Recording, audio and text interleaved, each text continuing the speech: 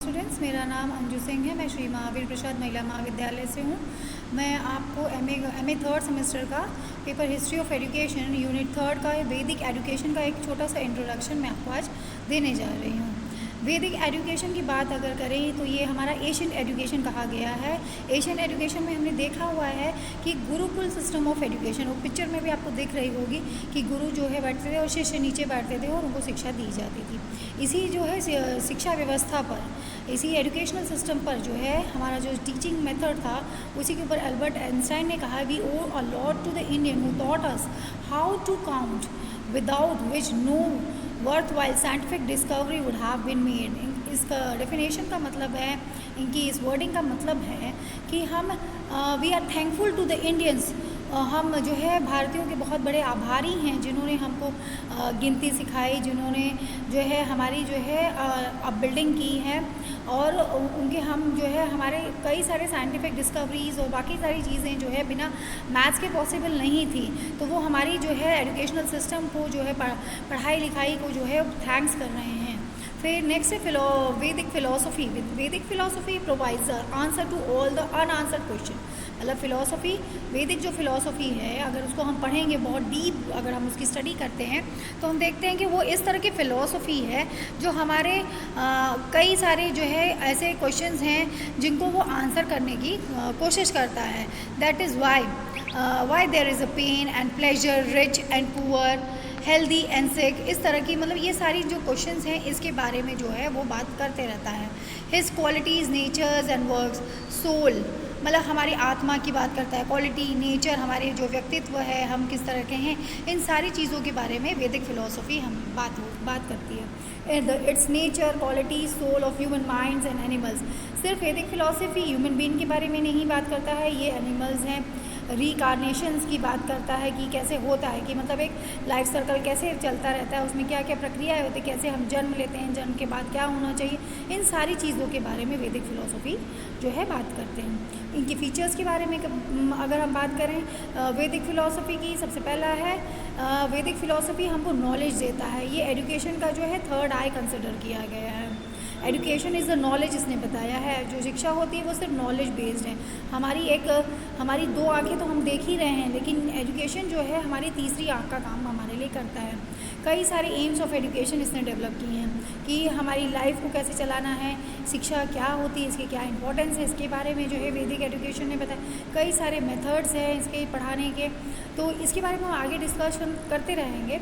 फिर उपनयन रिचुअल्स की, वैदिक एजुकेशन में उपनयन रिचुअल के बारे में भी बहुत गहरा वो है कि जब बच्चा जो है क्या कहते हैं आश्रम में जाता है, गुरुकुल में जाता है, तो उसका जो है संस्कार होता है, तो वो उपनयन संस्कार कहा गया है। ब्रह्मचर्य का पालन करना होता है, सेलिब्रेट या ब्रह्मचर्य उसको कहा गया है कि मतलब वो बच्चा जो है सारी चीज़ों के मोह त्याग करके सिर्फ एक ही चीज़ पे जो है ध्यान देता है।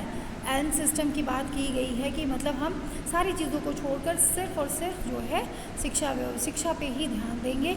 वहाँ जिस वातावरण में हम रह रहे हैं, जिसको हम लोग कर रहे हैं, उसी के बारे में हम जानने की कोशिश करेंगे। सर्विस टू टीचर, मतलब टीचर और स्टूडेंट का एक बहुत ही अच्छा रिलेशनशिप इसमें बताया गया है वैदिक एजुकेशन में।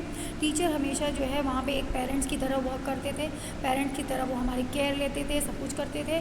और बच्चे भी जो है जैसे एक अपने माता पिता का केयर करते हैं, वैसे वो अपने टीचर्स का भी जो है केयर करते थे, उनकी आज्ञा को मानते थे, उनके अकॉर्डिंग काम करते थे।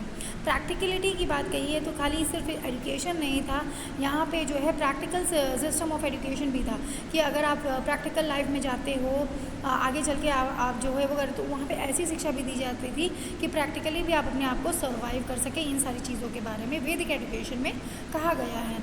आगे इसमें है मेथड्स की बात करें, मेथड ऑफ टीचिंग इंस्ट्रक्शंस इन वैदिक एजुकेशन। सबसे पहला इसमें आता है कि गुरुकुल सिस्टम ऑफ एजुकेशन। वहाँ जहाँ पे जो स्टूडेंट था वो शिष्य था और गुरु कौन था, वो टीचर था। और जो है शिष्य जो है गुरु के घर में ही रहता था, उनके आश्रम में रहता था। वो फॉरेस्ट में रहते थे, मतलब जंगलों में उन्होंने अपने आश्रम को बना रखा था, वहीं बच्चा सर्वाइव करता था। तो वहाँ पे वो सर्वाइव करने की जो है अपने आप को सर्वाइव करने की जो है एक क्रिया को सीखता था। दूसरी है Sanskrit was the main medium of instruction. यहाँ पे जो प्राचीन, अगर हम भाषा की बात करें तो प्राचीन हमारी भाषा जो है संस्कृत ही थी। तो संस्कृत भाषा का जो ही माध्यम रहा है पढ़ने पढ़ाने का वहाँ पे। फिर उसमें जो है मेथड में रहा question answer discussion method was followed. Question answer की बात है, स्टूडेंट और टीचर दोनों ही एक दूसरे से बात करते थे। कोई भी चीज़ ऐसा नहीं था कि खाली बस टीचर बोलते चला जाएगा और बच्चा उसको सिर्फ सुनेगा। अगर उसके अंदर कोई क्वेरी होती है, कोई जिज्ञासा होती है, उसको भी वो आराम से पूछ सकता है। तो ये चीज़ें थी, डिस्कशन होता था कई सारे टॉपिक्स पे कि ऐसा क्यों हुआ, वो क्यों हुआ। तो इन सारी चीज़ों पे डिस्कशन भी होता था और टीचर और स्टूडेंट दोनों ही अपनी राय को दे सकते थे वहाँ पे। फिर जो बच्चे हैं वो peoples were taught individually and not in a group which make learning a richer and ever lasting experience. जो यहाँ पे जो लर्निंग का जो प्रोसेस था वो वन वे लर्निंग नहीं था, वो टू वे लर्निंग था। और उनको ग्रुप में पढ़ने की जो है हैबिट का फॉर्मेशन किया गया था। ग्रुप्स की बात आती है कि मतलब इंडिविजुअल नहीं करना है, ग्रुप्स में कैसे रहना है, ग्रुप्स में कैसे सर्वाइव करना है, इसके बारे में भी बात की गई है इसमें।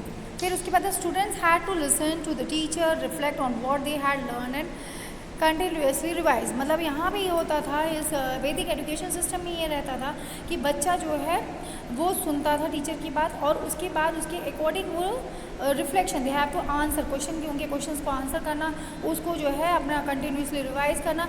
क्योंकि टीचर कभी भी जो है, गुरु जो होता था उस समय, वो कभी भी उसको जो है पूछ सकता था, क्वेश्चन पूछ सकता था, उसके बाद उसके ऊपर जो है डिस्कशन हो सकता था। फिर next day travel was important and considered essential for the completion of education. मतलब उस समय जो है ये नहीं था कि एक जगह आप रह के सारी चीज़ों को सीखिए, वहाँ जगह जगह पे वो ले जाते थे, भ्रमण कराते थे एक जगह से दूसरी जगह, जिससे बच्चा जो है अपने आप को कैसे जो है प्रकृति में जो है सर्वाइव करना है, कैसी कैसी समस्याएं आती, उन समस्याओं से उभरना है, इन सारी चीज़ों का जो है प्रैक्टिकल ज्ञान दिया जाता था इस सिस्टम ऑफ एजुकेशन में, मेथड थे ये। फिर मेरिट्स की बात करें, ये एक well organise system of education था, इसमें सारी चीज़ें सिस्टमाइज थी, ये according to the society's needs, इन सारी चीज़ों के अकॉर्डिंग काम किया गया था। फिर it was considered as a great gift of Asian India. ये हम कह सकते हैं कि एजुकेशन सिस्टम एशियन इंडिया का जो है भारत के लिए सबसे जो है अभिन्न गिफ्ट है, बहुत ही महत्वपूर्ण जो है वो है गिफ्ट है, उपहार कह सकते हैं। There was all round development of personality, इसमें बच्चे की जो है पूरी तरह से पर्सनालिटी डेवलप हो जाती थी। It had to realise spiritual and moral values, एक बच्चे के स्पिरिचुअल मॉरल वैल्यूज़ भी डेवलप होते थे। फिर इसमें it prepared man for worldly pursuits as well as the after life. मतलब कि रोज़मर्रा की ज़िंदगी कैसे जीनी है उसके बारे में, और उसके साथ जो है उसकी लाइफ कैसे चलनी है उसके बारे में भी जो है वो बात करते हैं। इट वॉज फ्रीली एसेसिबल, मतलब यहाँ पे हम सारी चीज़ें फ्रीली एसेसिबल, मतलब किसी चीज़ का कोई बाउंडेशन नहीं था। गुरु किसी बच्चे को बाउंडेशन नहीं देते थे, वो ईजिली अपनी चीज़ों को एसेस कर सकता था, सीख सकता था, सारी चीज़ें थी। और कोई फ़ीस नहीं थी, सबसे बड़ा इंपॉर्टेंट पार्ट ये था कि कोई फ़ीस नहीं थी। गुरु और शिष्य के बीच में कोई फ़ीस का कोई रिलेशनशिप नहीं था, वो उनके साथ रहता था, उनकी पूरी तरह से केयर लेते थे, सब कुछ करते थे, पर उसकी कोई भी फ़ीस नहीं लेते थे। Relation between teacher and students were cordial and intimate. जो वहाँ पे बच्चे वो जो रह के वहाँ पे सीखते थे, पढ़ते थे, वहाँ पे स्टूडेंट और टीचर का जो रिलेशन बनता था वो बहुत इंटीमेट, जैसे एक पेरेंट्स के साथ हमारा बन जाता है कि उनके साथ हम लाइफ लॉन्ग रहना चाहते हैं, सर्वाइव करना चाहते हैं, उनके बिना हम नहीं पॉसिबल होते हमारी सर्वाइवल। तो उसी तरह से वहाँ पे भी जो है एक रिलेशनशिप गुरुओं के साथ बन जाता था। Teacher status was high, teacher का जो एक स्टेटस था एक बहुत ही हाई स्टेटस था, उनको जो है प्रेस्टीजियस, उनको वहाँ पे भगवान का दर्जा दिया गया था कि अगर पेरेंट्स के बाद, भगवान के बाद कोई है तो वो गुरु का दर्जा माना गया था कि ये, क्योंकि सब कुछ वही करते थे तो उनकी बहुत ही हाई स्टेटस मानी गई। करिकुलम की बात करें तो वो बहुत ही कॉम्प्रिहेंसिव था, it included religious and vocational education. ये नहीं था कि करिकुलम बहुत छोटा सा था या कंपाइल्ड किया गया था बहुत छोटा सा, इसमें जो है ये रिलीजियस बेस भी था, वोकेशनल एजुकेशन भी इसमें इंक्लूडेड थे।